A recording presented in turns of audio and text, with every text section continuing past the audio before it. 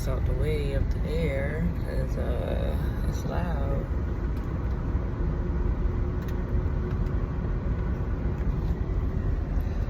I hope everybody's day has been going well.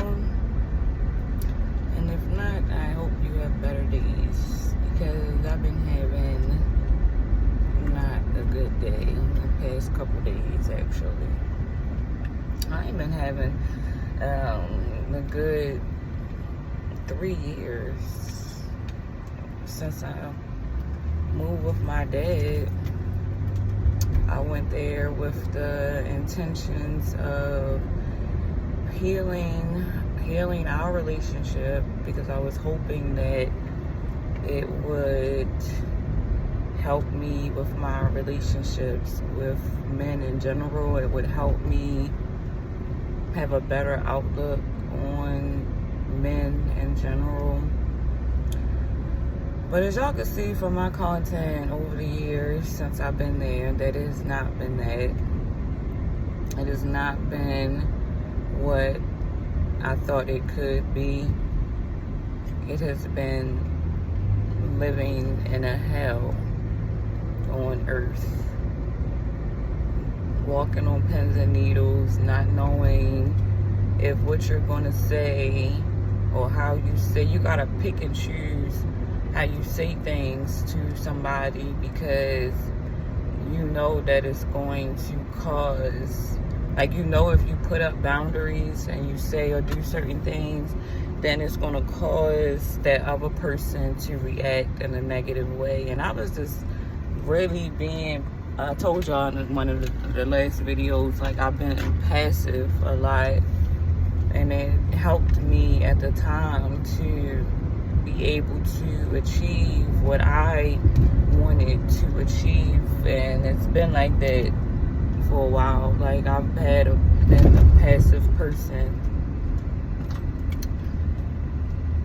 I've been more passive than I've been aggressive, and I think because of that, when I finally put up boundaries or when I speak my mind or anything, just defending myself, then I'm looked at in a bad way, in a bad light. Then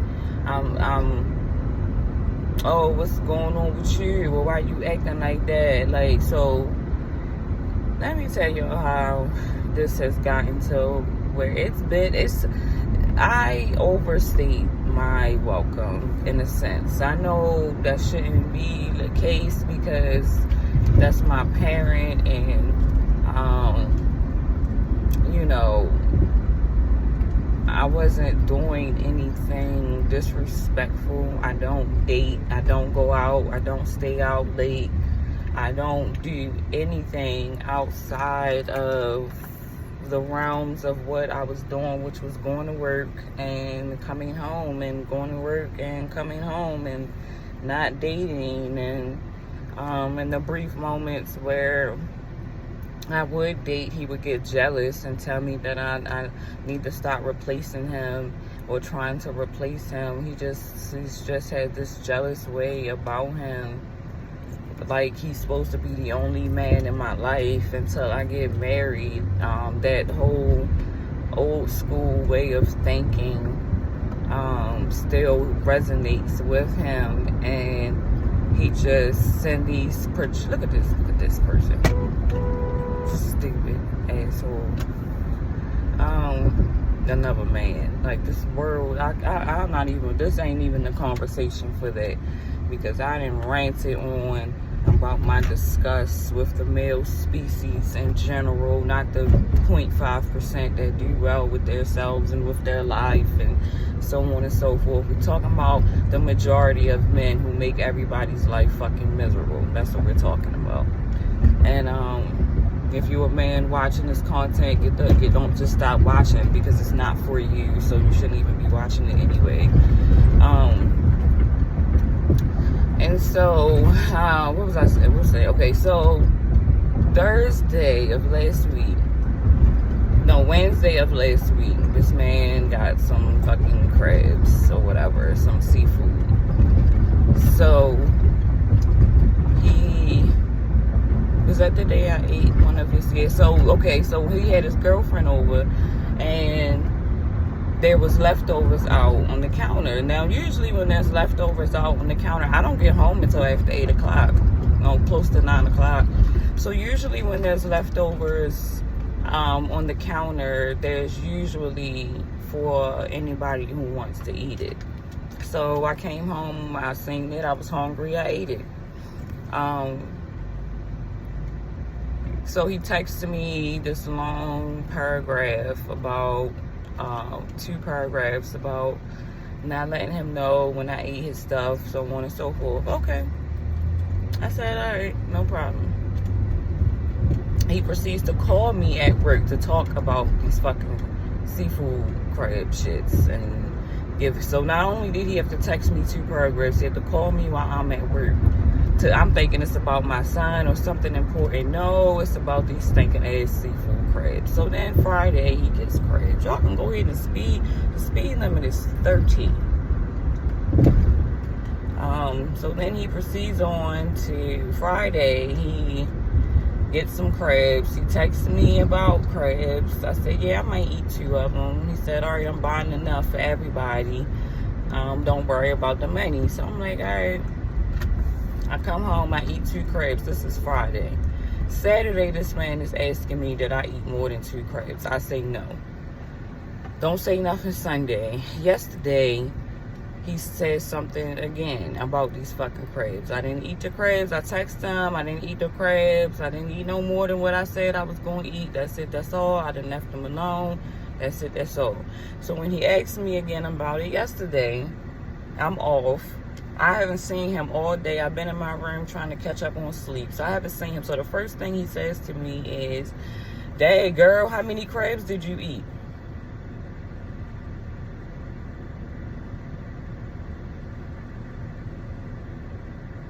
I said that I only ate the 2 crabs that you didn't ask me about for the past couple days.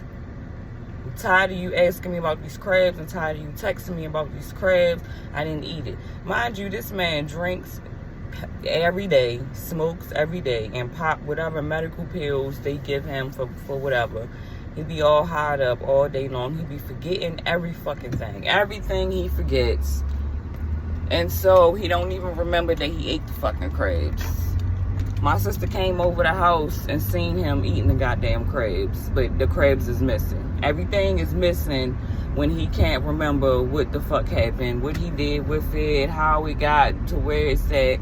He never considers that he might be the culprit. It's everybody else. It's not him and his forgetful ass memory. So when I speaks my mind about how I'm tired of you asking me, first of all, he's not even asking me. He's accusing me of eating something that I've told him that I didn't eat. So long story short, it then got into some, oh, you disrespectful. I hope you moving out sooner than later because blah, blah, blah, blah, blah, blah, blah. He's texting me curse words. I ain't texting him no curse words. I don't even curse at my father, but he don't mind. He just told me fuck you a couple days ago. So he don't have a problem expressing himself in a negative way towards anybody in his life. He don't care, man, woman. If he feel like he's been wronged, especially by a woman, because he swear women use him. Nigga ain't never had shit to use for. He ain't never had nothing to use for. This nigga's had the bare minimum. He's a broke ass nigga, okay, that ain't never had nothing. Nothing of value.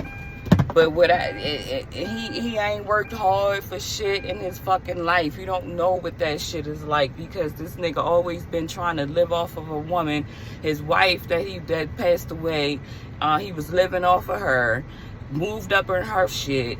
You know what I mean? She I think she was on Section 8 at the time. You know, whoopty-whoopty-woo. So, yeah, y'all. Back to the story. So, so he moves up in her spot. I'm not sure if she was on Section 8. I was young, so I don't know. I think I heard some of these stories from him, probably trying to tarnish her name. that she was on some type of housing or whatever the case was. She had a job, she had a car, and she had a home, and he did not have none of that. He didn't have a car, he didn't have a home. I don't know if he had a job, but this man barely worked. According to my biological mother, this man never kept a job. If he did, he kept it for a few months, and that was it. He was always bouncing around jobs. So he moves up in her shit, try to take over her shit, tell her how to raise her kids and everything. And because I don't know what was going on with her mentally, but she dealt with my father for like 20 years before, I don't know if she left him or he left her. I can't remember how their situation played out, because it wasn't none of my business, to be honest. It wasn't none of my business. I didn't want him to get married anyway, because how you gonna marry somebody and your kids is in foster care? How you gonna marry another woman with children and your children are currently being raised by someone else? So I could care less what happened with their shit. I didn't care. I never did care. And it never was a good situation. It never was a good situation for us. He never got a house large enough to accommodate all of the children. So he always only stuck to, oh, y'all over there with Joanne and she doing whatever she doing for y'all, then y'all don't. He always did the bare minimum. Oh, I'm not going to buy y'all stuff because Joanne bought you stuff. I'm not going to buy you a coat because she bought you one. I'm not going to buy you boots because you already got a pair of boots. Like, this man literally did the bare minimum my whole entire, first of all, the first 10 years of my life, he barely was even there. Him or my mother. My mother was more absent than he was. So then around, sometime around 10, 11-ish, he wants to get married and shit. Like, nigga, no. Like, that shit was dumb as shit to me. And so my thing, that broke my heart then. So I was just over my father. I started rebelling, doing teenage female rebelling type shit. Nah, I don't want to listen to you. You're not. Whatever the case was, he was just not a good parent. He was a weekend parent. And then he would get mad at me if I didn't, as a teenager, didn't want to spend time with him on the weekends. If I wanted to spend time with my friends and stuff, because we've been at school all week and now we want to go out and do something on the weekend. He's mad about that. This man is always fucking mad, yo. And so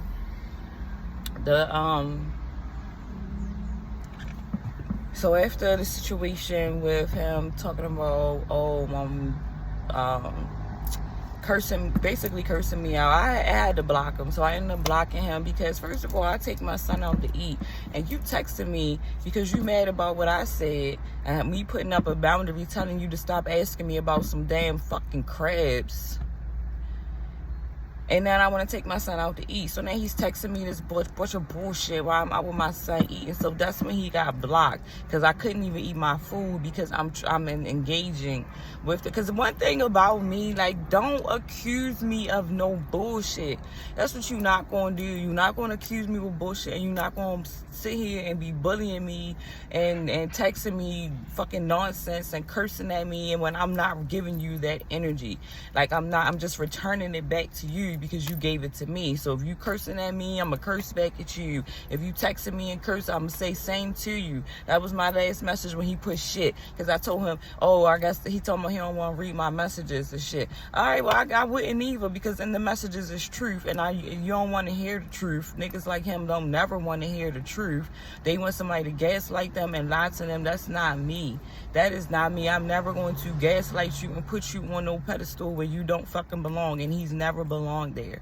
He's never belonged there. Everything he does for people come with a price. And me staying with him came at a price of me and my children. My oldest son been over that man. Been over him. Don't want no dealings with him. Don't want to spend no time with him. Don't fuck with that man.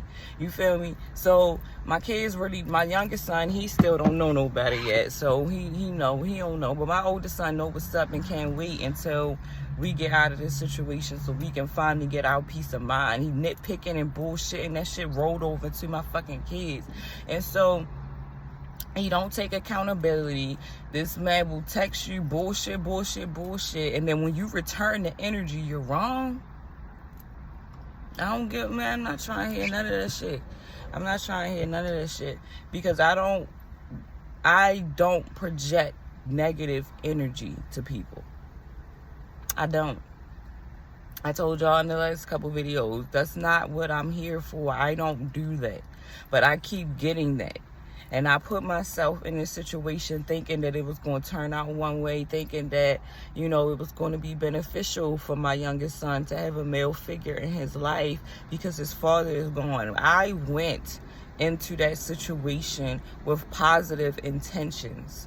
And all it's been is negative, negative, negative. And he'll talk about, oh, I was there for you. I did this for you. I did that for you. But it came at a price of my mental health. Every time it comes at a price of your mental health, and then physical, because he put hands on me. So then it becomes, it's a detriment to my health, my kids, my mental health, my physical health, my kids' mental health. And you don't see the error in your ways. Like, he's never going to see that. He's going to fucking die alone, because after I leave this house, there will be no contact. I'm not contacting him at all. I don't even want him to know where I live at. I will pay a fucking stranger to help me move before I even let him know where I'm moving at. I don't even want his help. I don't want you doing shit. You ain't got to do shit. Just open the door and let me get my shit and let me get the fuck out and leave you in your fucking misery alone with your drugs and your alcohol.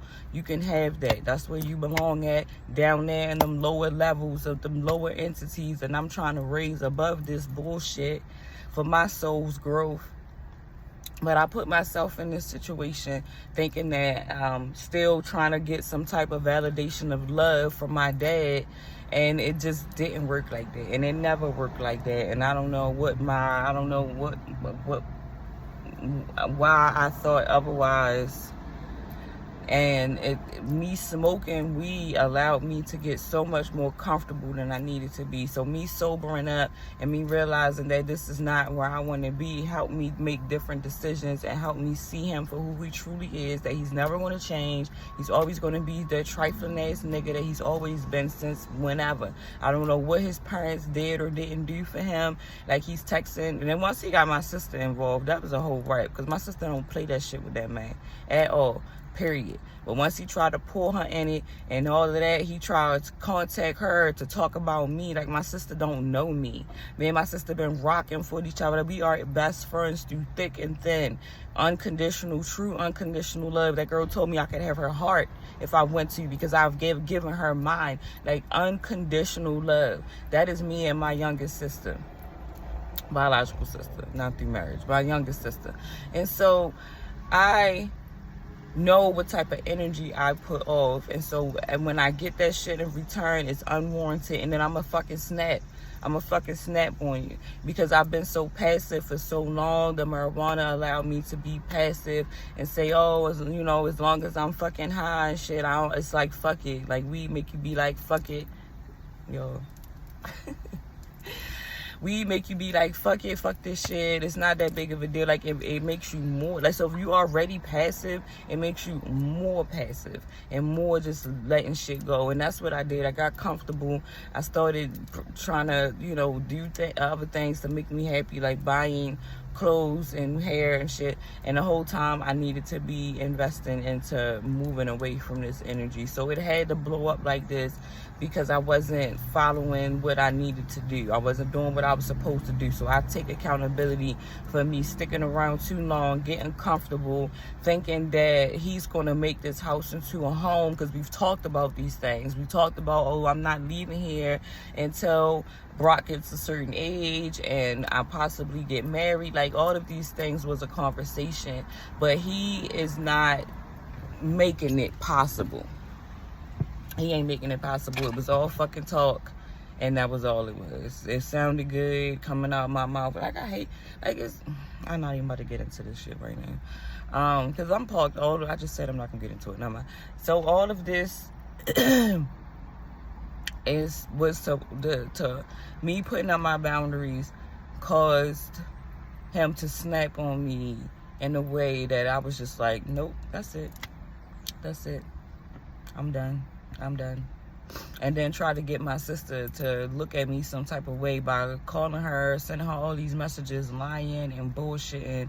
She already know who I am, sir. She already know who I am. So I don't have to defend myself to her. She defends me because she knows who I am and what type of person I am. We live together. We rock together. 20 plus years in the game, okay? 20 plus years me and my sister been rocking together. Has it always been perfect? No relationship is, but we definitely has always been there for each other through thick and thin, and that's what the fuck it's about. So I'm done with this rant, y'all. I'll catch y'all on the next one. Peace, love, and hair grease.